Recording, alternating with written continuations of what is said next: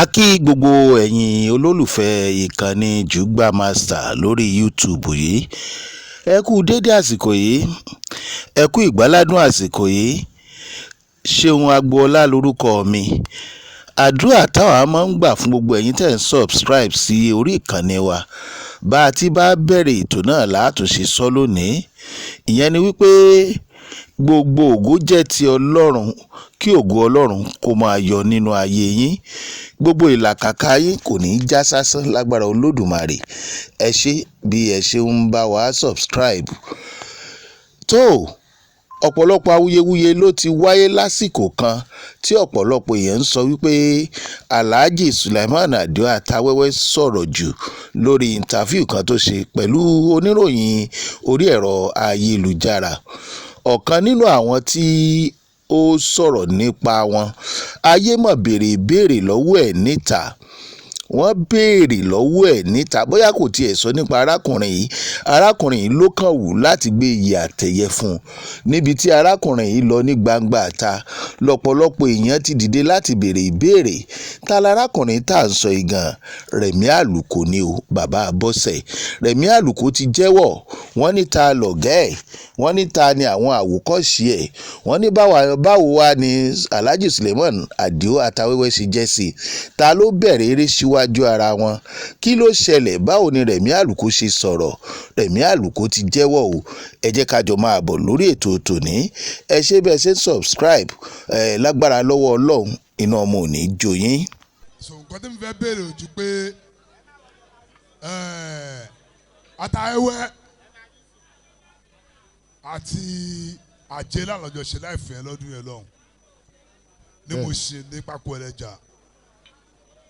But mo fẹ́ mọ̀ bóyá relationship àjẹlá àti Atawewe bí ó ṣe dánmọ́rán because àwọn kankan ṣẹlẹ̀ ń gbòòrò tá a wà tá a máa ń gbọ́ pé ọ̀gá ni wẹ́wẹ́ jẹ́ sí Remi. Àwọn kan dẹ̀ ní irọ́ Remi ti wà kí wẹ́wẹ́ tó wà, so nǹkan tí fẹ́ gbọ́ nìyẹn. Nice question. Kí kọ́kọ́ rọ́ǹgì bì kan bẹ̀ láti bẹ̀rẹ̀ question yìí, kí kọ́kọ́ correct ibẹ̀ náà. Life yẹn kò ń ṣe pápá ẹlẹ́ja láti ṣe, inú Stadium Hotel láti ṣe ní yẹn lọ. Ìjọ yẹn jẹ́ sí ìjọ Tuesday or Monday. Babolóye Tuesday, Babolóye máa ń play ní inú Stadium Hotel gbà yẹn. So èmi náà máa ń play ní Canary ní yẹn gbà yẹn. So bí mo ṣe ń bọ̀ láti show ní Canary táwa ti ṣe tán, so mo mọ̀ pé ojú ẹlẹ́gba sí Stadium Hotel àrẹ́sẹ̀ pa ni. So mo kàn gbọ́ pé Babolóye ṣì ń play lọ́wọ́ ń bẹ̀. And Babolóye jẹ́ èèyàn kan tó yẹ pé ọ̀gá mi ni máa pè é. Tó bá jọ pé èèyàn kan rò pé mo downgrade ara mi, mi downgrade ara mi. Ọ̀gá mi ni máa pè because he has been there in this nínú industry before me. Wọ́n ti mọ̀ wọ́n kémi tó wá kó tó wá mọ èmi náà, kémi náà tó wà limelight. So ọ̀gá mi ni wọ́n. Ṣé ní ọjọ́ orí nǹkan méjì la gbọ́dọ̀ máa bára wa jiyàn fún nínú ayé yìí: ọjọ́ orí àti bank account. Èmi ni mo mọjọ́ tí mọ́mì mi bí mi, anybody ló mọjọ́ tí mọ́mì ẹ bí. So ẹ má yẹn ká máa lọ fà lórí nǹkan báyẹn sà. So thank you so much. Kí ló dé láti ìgbà tí fújì ti bẹ̀rẹ̀ tó ti ń ṣe gbàgbó, tó ti ń bára wọn gà, tó ti ń wọnú ra wọn, mo jù ẹ lọ ò lówó tó mi, mo kọ́lé 10, mo kọ́lé 20, wáyé tó yẹ pé ìwọ Remi Aluko yóò kí ń dá sí i. A dà fún yín. Nǹkan tó ṣẹlẹ̀ ni pé ṣé mo pé ìlú tí mo ti wá ìlú àgọ́ ni, so mo rìn dín gan. So mo dẹ̀ believe pé téèyàn bá gbọ́n jù mí lọ kò tún lè gọ̀ jù mí lọ láéláé. So ibi àgọ́ ni mo wà, so torí ẹ̀ ni mo ṣe kí n dá sí. Ìgbà wo ló máa ń ráyè release? Ṣé inú yàrá bíi ti rẹ́kọ̀dù? Kò sí tó kàn ẹ́, release ni. Ok, ṣé ìbéèrè ti tẹ́mi fẹ́ bí ẹ nìyẹn. Ìgbà wo ni máa release? Máa release tó jẹ́ pé tó bá di jẹ́ pé iṣan ara mi tó bá nídìí láti release ara ẹ̀ máa release. Ṣé ohun tí mo bí ẹ nìyẹn? ṣé ohun tí mo bí ẹ nìyẹn? Mo nígbà wo ló máa ń release album? ẹ ò pé tán. ọ̀dàdà. Ok, bóyá wá sọ yẹn sìn. Máa release album tí èmi àti rí àtàbá ti ṣe business wa dáadáa. Thank you so much. Igwe, Yeah. èmi ni Ìdòwú Ọlájídé Sìárì Kọ́dì. Èmi àti ẹ nígbà tí o wà, o ṣe láàfù kan special life tó kí ẹgbẹ́ man. Bẹ́ẹ̀ni sà. Àwa tá a kì í bẹ̀rẹ̀. Bẹ́ẹ̀ni. Bọ̀ mo lẹ́ẹ̀kẹ́ gan-an. Ẹ ṣe gan sà. Pọ̀tá èmi ni mo fún ẹ ní Àdìsá tó máa ń rìkọ́dù fún ẹ. Upman. Fine music. Ẹ bá mi ṣàdúrà fún ni. Olórin gidi ni. Remi o, nígbà gbèsè ayé ẹ, mo fẹ́ kó sọ díẹ̀ fún wọn nínú ẹ̀. Ok sà. Orin ṣọ́ọ̀ṣì ni bàbá ẹ̀ ń kọ. Wọ́n á sọ nǹkan tó gbé ẹ dé di orin fújì. Ẹ jọ̀ọ́ kó sọ díẹ̀ fún nínú ẹ̀.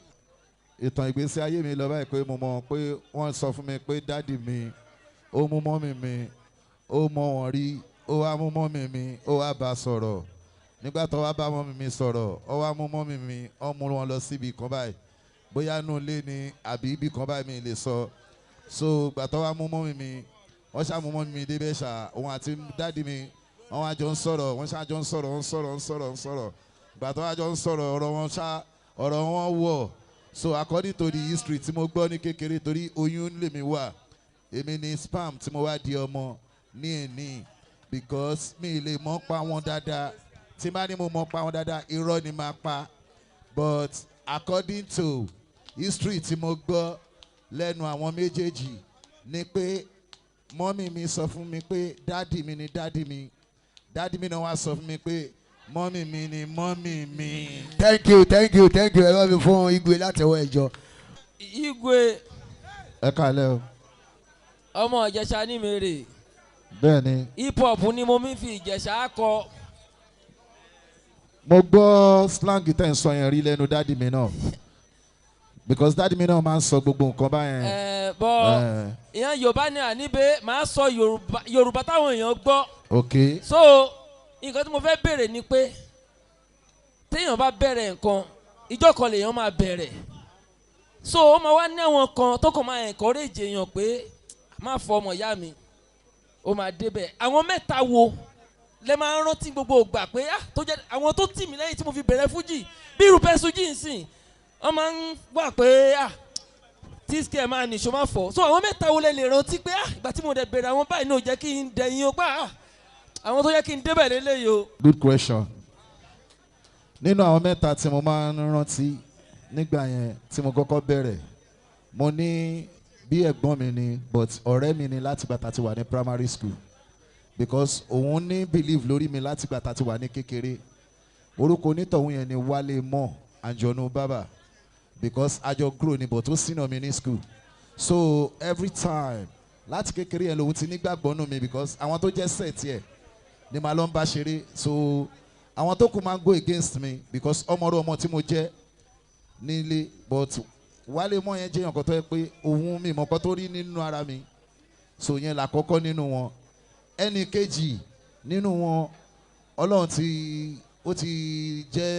ó ti kúrò nínú ayé báyìí because kọ́lọ́n bá mi dẹ̀lẹ̀ rí fún ẹnì kejì yẹn ni a máa ń pè ní Jama Papintoyin àbúrò Kọ́pá Túndé kọ́lọ́n fọ̀rùn kẹ òun lẹ́ni kejì ṣẹ́wárẹ́ ní kẹta nínú wọn òun náà ó ti filẹ̀ bóra bí ẹni faṣọ bóra kọ́lọ́n bá mi dẹ̀lẹ̀ rẹ̀ fóun náà òun ni Alùlàbí Ọdún tó ń lùlù fún mi because ṣẹ́dá mẹ́ta yẹn nígbà tí mo bẹ̀rẹ̀ wọ́n máa ń fún mi ní àwọn confidence kan pé bọ́bọ́ ó mọ̀ ń pa ẹ̀ máa gọ̀ jẹ́ a máa lọ. Bọ́rọ̀ ṣe jẹ́ gẹ́lẹ́ náà lẹ ti gbọ́ lẹ́nu ọlọ́rọ̀ yìí o àti jẹ́ kó ọlọ́rọ̀ ò sọ̀rọ̀ ọlọ́rọ̀ sì ti sọ̀rọ̀ a sì ti gbọ́ báyìí gbogbo wa náà ló sì ti yé lọ́dọ̀ ẹni tọ́rọ̀ ṣẹlẹ̀ sí Remi Aluko Igwe Fuji ó dáa bẹ́ẹ̀ credit goes to RIA Entertainment o àdúpẹ́ lọ́wọ́ wọn orúkọ tèmi ni Ṣeun Agboola láti ìkànnì Jugba Master gbogbo wa ọlọ́run bá kò ní fi wálẹ̀ o a ó jọ máa rí ṣe ní lágbára Olódùmarè ẹ ṣé bẹ́ẹ̀ ṣe ń wò wá tẹ̀ ń tẹ́tí sí.